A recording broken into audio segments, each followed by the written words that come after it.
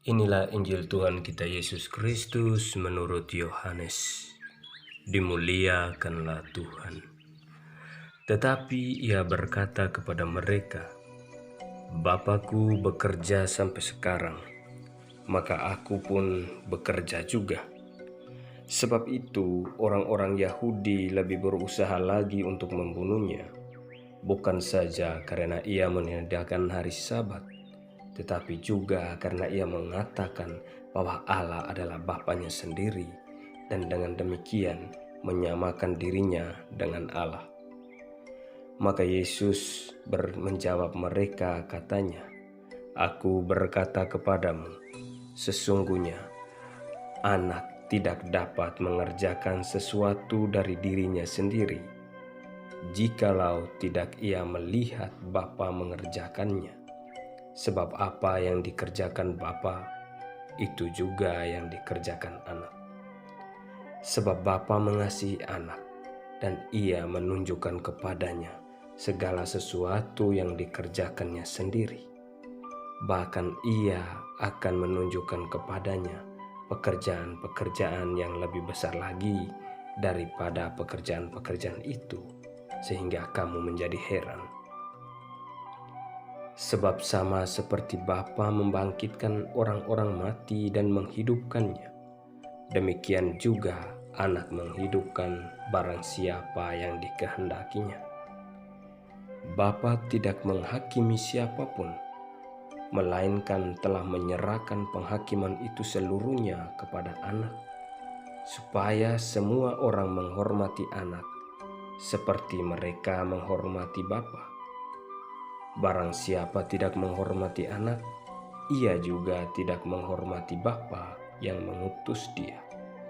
Aku berkata kepadamu, sesungguhnya barang siapa mendengar perkataanku dan percaya kepada Dia yang mengutus aku, ia mempunyai hidup yang kekal dan tidak turut dihukum, sebab ia sudah pindah dari dalam maut ke dalam hidup. Aku berkata kepadamu, sesungguhnya saatnya akan tiba dan sudah tiba, bahwa orang-orang mati akan mendengar suara anak-anak Allah, dan mereka yang mendengarnya akan hidup. Sebab sama seperti Bapa mempunyai hidup dalam dirinya sendiri, demikian juga diberikannya anak mempunyai hidup dalam dirinya sendiri. Dan ia telah memberikan kuasa kepadanya untuk menghakimi, karena ia adalah anak manusia. Janganlah kamu heran akan hal itu, sebab saatnya akan tiba bahwa semua orang yang di dalam kuburan akan mendengar suaranya, dan mereka yang telah berbuat baik akan keluar dan bangkit untuk hidup yang kekal. Tetapi mereka yang telah berbuat jahat akan bangkit untuk dihukum.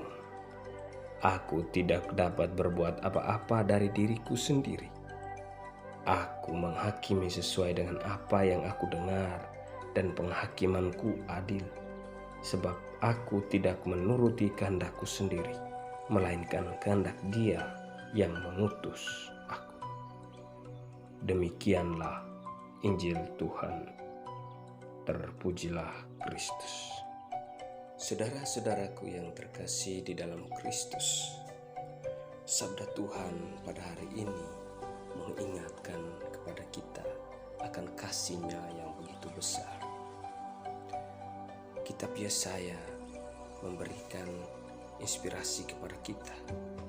Sekalipun ibu melupakan anaknya, sekali-kali Tuhan tidak pernah melupakan umat-Nya.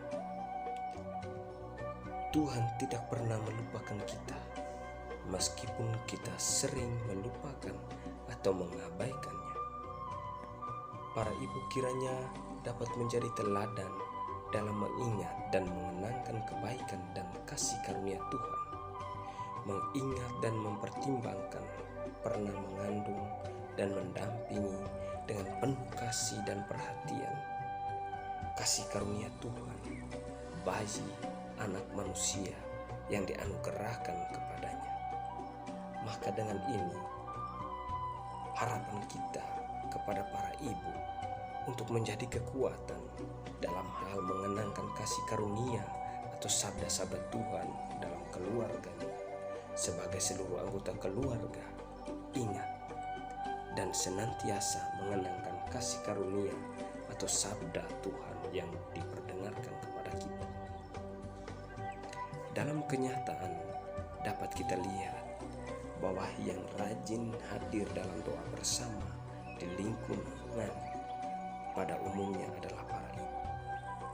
Kita tentunya ingat baik lagu kasih ibu kepada beta, tak terhingga sepanjang masa, hanya memberi tak harap kembali, bagai sang surya menyinari dunia. Semoga para ibu dan atau rekan perempuan sungguh dapat menjadi sinar yang menerangi hidup bersama dimanapun dan kapan.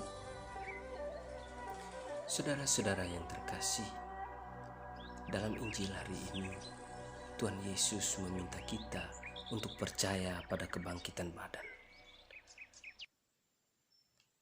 Namun saat ini banyak orang tidak lagi percaya pada kenyataan iman seperti ini. Cara yang terbaik untuk mencapai kebangkitan adalah lakukanlah kehendak Tuhan. Ada hubungan yang luar biasa antara kata-kata kebangkitan dan kehendak Tuhan. Kristus tergerak oleh keinginannya untuk menyenangkan Bapa. Itulah mengapa dia dipenuhi dengan semangat untuk menyampaikan apa yang diminta Bapanya. Kita juga akan dihidupkan kembali sejauh kita hidup dengan penyerahan diri secara total kepada Tuhan. Dengan demikian, dalam hidup kita sebagai orang Kristiani, kita tidak mengalaminya sebagai suatu pemaksaan atau sebagai rangkaian aturan yang harus diikuti dan dituruti, tetapi kita melakukannya dengan kegembiraan dan sukacita. Kita akan memiliki harapan untuk kehidupan yang kekal. Jika Kristus tidak bangkit, maka pemberitaan kami sia-sia dan imanmu juga sia-sia. Semoga sabda Tuhan meneguhkan kita dan memberikan kesegaran bagi jiwa kita yang haus. Tuhan Yesus memberkati.